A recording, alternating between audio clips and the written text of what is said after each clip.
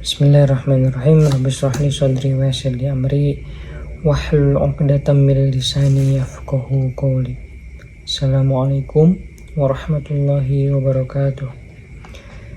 Perkenalkan, saya Abdurrahman Mubarak. Saya mahasiswa program studi ilmu tasawuf semester 6. Saya di sini ingin menjelaskan terkait 4 materi dalam matkul ilmu huduri untuk memenuhi perevisian nilai UTS saya di matkul ilmu huduri. Nah, pada pertemuan kali ini saya akan menjelaskan 4 materi, yakni sejarah ilmu huduri, selanjutnya pengertian ilmu huduri, yang kedua pengertian ilmu husuli, dan yang keempat adalah epistemologi Islam dalam perspektif ilmu huduri. Oke, mari kita mulai saja pembahasan tentang terkait sejarah ilmu huduri. Dalam filsafat Islam, khususnya tradisi hikmah atau filsafat, dikenal dua bentuk pengetahuan yang sangat penting, yaitu ilmu huduri dan ilmu husuli. Nah, keduanya menjadi dasar pembahasan epistemologi Islam tentang bagaimana manusia memperoleh pengetahuan. Yang pertama saya akan menjelaskan yaitu sejarah tentang ilmu huduri. Konsep ilmu huduri telah ada secara implisit sejak filsafat Islam klasik, tetapi dirumuskan secara sistematis oleh para filsuf. Di antaranya yang memaparkan atau filsuf Islam yaitu Shihabuddin Suhrawardi, yaitu dari tahun 1154 sampai 1191 Masehi. Selanjutnya adalah ada Mullah Chandra, yaitu dari tahun 1571 sampai 1640 Masehi. Nah, masa awalnya para filsuf seperti Ibnu Sina telah membahas kesadaran diri, yaitu self-awareness. Misalnya seperti argumen manusia melayang atau floating man, menunjukkan bahwa manusia dapat menyadari dirinya tanpa perantara indera. Ini menjadi benih gagasan bahwa ada pengetahuan yang hadir secara langsung, tanpa representasi mental atau tanpa perantara atau bantuan visual yang lain. Nah, Suhrawardi dan filsafat Isra. Suhrawardi mengembangkan teori pengetahuan berdasarkan kehadiran atau hudur. Menurutnya, pengetahuan yang sejati adalah bukan sekedar konsep, tapi hadir secara langsung. Lalu, mengetahui berarti objek hadir secara langsung untuk atau bagi subjek itu sendiri. Lalu, kesadaran diri merupakan contoh paling jelas ilmu hudur. Nah, yang kedua adalah Mullah Chandra. Mullah Chandra menyempurnakan teori ini dalam sistem hikmah muta'alliyah. Menurut Mullah Chandra itu, jiwa mengetahui dirinya secara langsung dan hubungan manusia dengan pengalaman batin, yaitu contoh rasa sakit, rasa takut, rasa khawatir, cinta, dan kesadaran diri merupakan termasuk ilmu huduri. Nah, bahkan seluruh ilmu pada tingkat terdalam atau tertingginya berakar pada bentuk kehadiran eksistensial. Nah, selanjutnya pengertian ilmu huduri. Ilmu huduri itu berarti pengetahuan melalui kehadiran langsung. Definisinya sangat sederhana, yaitu pengetahuan yang diperoleh tanpa perantara konsep, simbol, maupun gambaran mental. Dalam ilmu huduri, subjek dan objek diketahui secara langsung. Contoh, saat Anda atau saya mengatakan saya ada, nah, kesadaran diri tersebut yang dinamakan ilmu huduri. Anda tidak memerlukan bukti, definisi, atau argumen bahwa saya itu ada, karena saya atau jiwa saya sendiri merasakan bahwa saya itu ada. Yang kedua, rasa sakit. Ketika tangan saya terluka, saya merasakan atau mengetahui rasa sakit tanpa mengetahui rasa sakit melalui konsep. Nah, jika tangan saya terluka dan berdarah, saya merasakan sakit tanpa melalui konsep, tetapi secara langsung, dan saya merasakan itu sendiri, merasakannya langsung. Lanjut, pengalaman spiritual. Dalam tradisi tasawuf, ma'rifat kepada Allah pada tingkat tertentu dipahami sebagai pengetahuan huduri. Lalu bukan sekedar mengetahui definisi Allah, tetapi mengalami kehadirannya secara eksistensial. Karakteristik ilmu huduri yaitu yang pertama adalah langsung.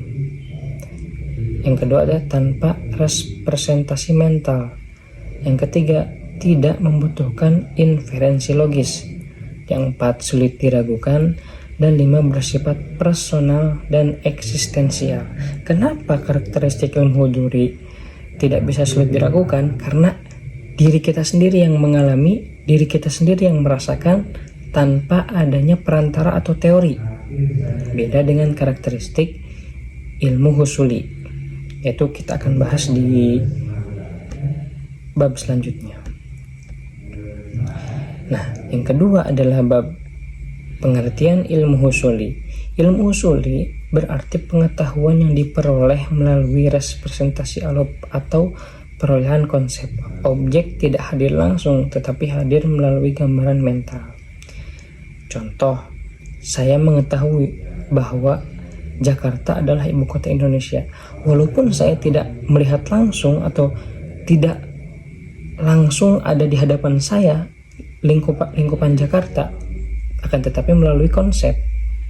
Nah, secara tidak langsung karena ada seseorang yang mengemukakan bahwa Jakarta adalah ibu kota dan saya mempercayainya itu. Selanjutnya, seperti kita belajar sejarah, kita tidak hidup atau tidak merasakan apa yang terjadi di masa lampau, tetapi saya mengetahui sejarah atau mengetahui kejadian pada waktu itu dengan membaca sejarah dan visual-visual yang diceritakan dalam sejarah tersebut. Nah, oleh karena itu, apa saja yang tidak langsung kita lihat dan apa sesuatu apapun yang tidak langsung kita rasakan, itu adalah ilmu husuli. Nah, selanjutnya karakteristik ilmu husuli yaitu bersifat representasional atau menggunakan konsep. Yang ketiga, melakukan bahasa dan simbol. Yang keempat, dapat benar atau salah. Dan yang kelima, membutuhkan pembuktian. Karena kita mengetahui itu melalui konsep. Contoh, kita mengetahui bahwa Jakarta itu adalah ibu kota melalui konsep orang lain yang dikemukakan oleh orang lain, seperti itu. Nah, itu bisa benar atau salah dan harus membutuhkan pembuktian. Kita harus pergi dulu ke Jakarta untuk memastikan bahwa Jakarta itu adalah ibu kota Indonesia. Seperti cinta. Cinta itu adalah termasuk ilmu huduri karena yang merasakan kita sendiri dan diri kita sendiri yang merasakan tersebut. Nah, selanjutnya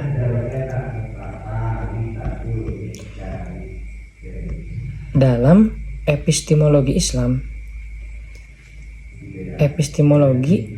dalam perspektif ilmu huduri, epistemologi Islam tidak hanya mengakui akal dan indera, tetapi juga dimensi kehadiran eksistensial. Nah, secara umum terdapat 3 sumber pengetahuan dalam Islam. Yang pertama, melalui indera atau al-his, menghasilkan data empiris. Contoh, kita melihat pohon, mendengar suara. Nah, itu pengetahuan itu diambil berdasarkan indera kita, maupun indera penglihatan, indera pendengaran, indera penciuman. Yang kedua adalah menggunakan akal atau menghasilkan pengetahuan rasional. Contoh, kita dengan akal bisa berpikir dan menghasilkan logika, argumentasi, keilmuan, filsafat, dan lain sebagainya. Yang ketiga adalah pengetahuan huduri. Nah, pengetahuan huduri ini menghasilkan yang pertama kesadaran diri, yang kedua pengalaman batin, yang ketiga intuisi spiritual, dan yang keempat adalah ma'rifat. Dalam tradisi filsafat Islam, pengetahuan huduri itu dipandang sebagai fondasi bagi bentuk pengetahuan lainnya. Selanjutnya, mengapa ilmu huduri itu penting? Karena para filsufat Islam berargumen semua pengetahuan konseptual akhirnya harus berlandaskan pengetahuan langsung. Jadi seluruh konsep keilmuan itu harus dibuktikan atau dirasakan oleh diri kita sendiri. Contoh, memahami konsep aku manusia terlebih dahulu sadar akan dirinya. Jadi sebelum kita berbicara saya itu ada, diri kita sendiri harus menyadari bahwa diri kita ada. Seperti itu. Jadi ilmu huduri itu adalah dasar dan ilmu husuli itulah bangunan di atasnya. Nah, hubungan dengan tasawuf, dalam tasawuf makrifat dipahami sebagai pengetahuan yang diperoleh melalui penyucian jiwa. Contohnya seperti tokoh-tokoh Al-Hamid Al-Ghazali, Muhyiddin Ibnu Arabi menjelaskan bahwa pengetahuan tertinggi tentang Tuhan tidak cukup dicapai melalui argumentasi rasional semata, tetapi melalui pengalaman atau pengalaman langsung spiritual. Disinilah konsep ilmu huduri menjadi sangat relevan. Kritik terhadap epistemologi barat modern. Sebagai filosof muslim kontemporer menilai bahwa epistemologi modern sering menekan yang pertama empirisme atau indera, yang kedua adalah rasional atau akal, namun kurang memberi ruang bagi pengetahuan langsung yang bersifat eksistensial. Lalu konsep ilmu huduri menawarkan dimensi tambahan seperti mengetahui tidak selalu berarti mempresentasikan objek dalam pikiran, tetapi juga dapat berarti hadirnya objek dalam kesadaran. Secara tidak langsung, ilmu huduri adalah ilmu yang dirasakan oleh diri kita secara langsung. Dan ilmu husuli adalah ilmu pengetahuan yang kita dapatkan melalui gambaran atau suatu alat bantu. Contoh, kita mengetahui bahwa Gunung Everest itu adalah gunung tertinggi di dunia. Nah, orang lain membuat konsep bahwa Gunung Everest itu adalah gunung tertinggi di dunia. Nah, itu adalah ilmu husuli karena bisa benar atau tidak, yang pertama. Yang kedua, itu adalah harus pembuktian. Itu pembuktiannya dengan apa? Dengan kita sendiri mengukur bahwa Gunung Everest itu gunung tertinggi di dunia. Jadi, secara tidak langsung, kesimpulannya dalam epistemologi Islam, ilmu huduri adalah pengetahuan langsung melalui kehadiran tanpa perantara konsep, seperti kesadaran diri, pengalaman batin, seperti merasakan sakit, merasakan khawatir, merasakan ketakutan, itu adalah pengalaman batin. Yang ketiga adalah makrifat. Sementara ilmu husuli adalah ilmu pengetahuan melalui representasi mental, konsep, bahasa, dan penalaran. Nah, para filsuf seperti Suhrawardi dan Mulsandra tadi menempatkan ilmu huduri sebagai fondasi terdalam pengetahuan, dalam suatu pengetahuan. Dan dalam perspektif epistemologi Islam, indra kita, akal dan ilmu huduri saling melengkapi, tetapi ilmu huduri sering dianggap paling fundamental karena memberikan kepastian langsung tanpa adanya alat bantu atau gambaran visual dan lain sebagainya, tentang eksistensi diri dan menjadi landasan bagi pengetahuan konseptual, yaitu ilmu husuli.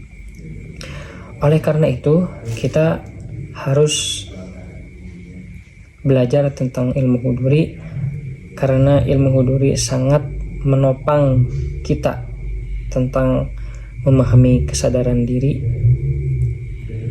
dan mengetahui bahwa ilmu pengetahuan bisa didapat secara langsung dan bisa didapat dengan melalui perantara maupun gambar, alat bantu, dan sebagainya. Oleh karena itu, saya cukupkan penjelasan terkait ilmu huduri, sejarah ilmu huduri, dan perbedaan antara ilmu huduri dan ilmu husuli. Semoga apa yang saya sampaikan bisa bermanfaat untuk teman-teman semua, dan ini juga menjadi syarat penembusan nilai UTS saya. Semoga bisa dipahami oleh teman-teman maupun oleh para pengampu oleh pengampu matkul ilmu huduri. Mungkin cukup sekian dari saya. Jika ada beberapa kesalahan yang saya sampaikan di pertemuan kali ini, saya mohon maaf. Mungkin cukup sekian dari saya. Syukran. Wassalamualaikum warahmatullahi wabarakatuh.